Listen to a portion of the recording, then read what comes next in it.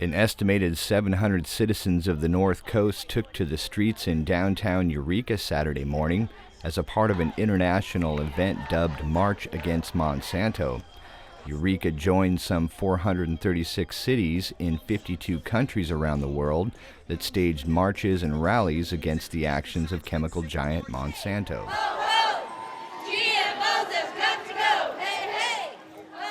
Families, activists, farmers, and concerned citizens walked from I and 2nd Street through Old Town Eureka, south several blocks, then back around to the courthouse where the crowd spilled over Highway 101 south.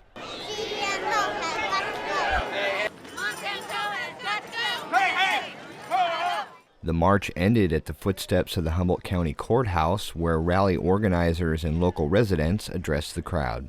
We put a proposition on the ballot.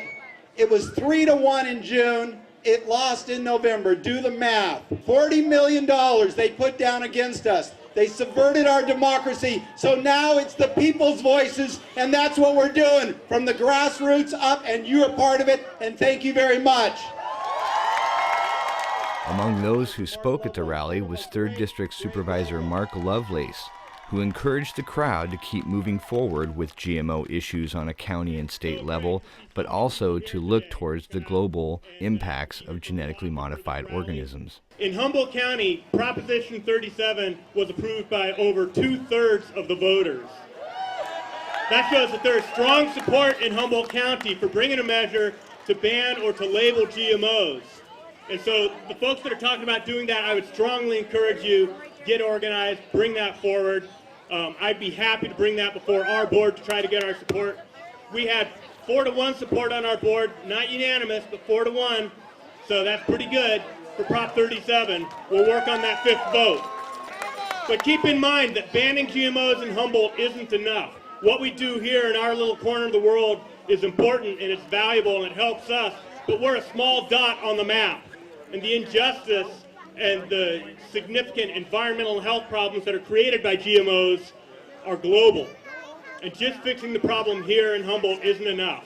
So bring something forward here local, but keep working on the global issue because we need to make sure we set this right.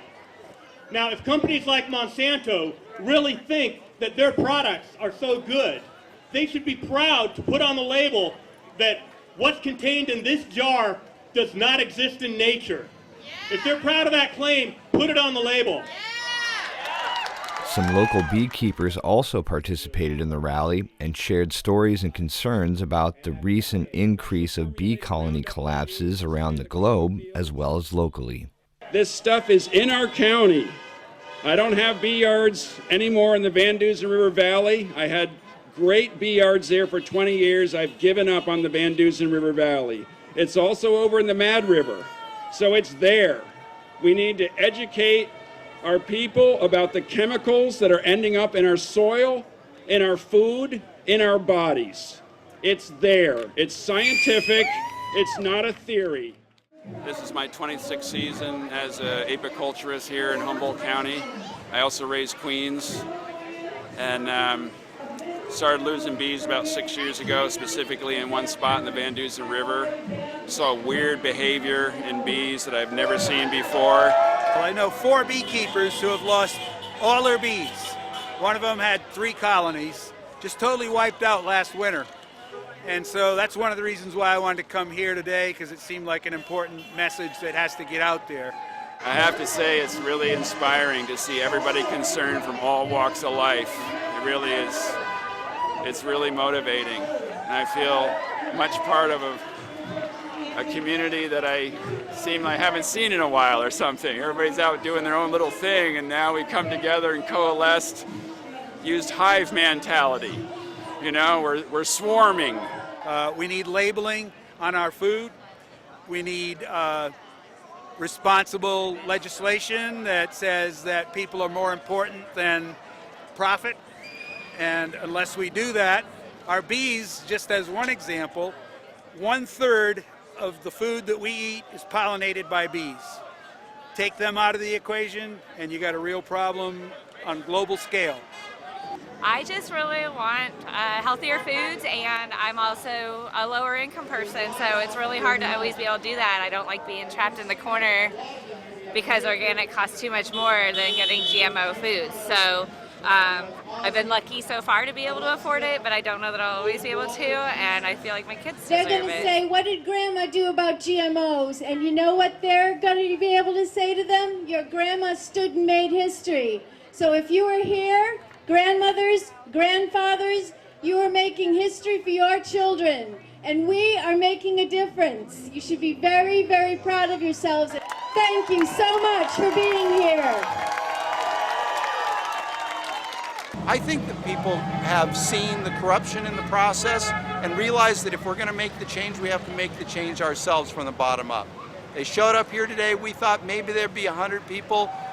We have one person who believes there was 1,000 people here, and we're very excited about that. It's not so much a head count game. What it is that people's voices were heard, and that we want to keep it going, and we hope people will get involved. Go to the March Against Monsanto Facebook page, March Against Monsanto Eureka, and make postings there, get a hold. There's contact information from people there, and thank everybody for doing a little part, whatever they can do to in this large struggle, because we will win. Well, we're hoping that possibly this event can help inspire others to get involved. I think I had a lot of people sign up today, leaving their contact information, that are inspired to get involved, and my hope is that possibly we can form a core group of people that are interested in moving forward with the ban here. The other things I mentioned, like getting GMOs out of the lunches. We'd like to have a march here for the Moms Across America March in July. We need everyone to play their part in this. This is something that affects all of us, and only together can we make that difference. This is Mo Hollis reporting for the Lost Coast Outpost.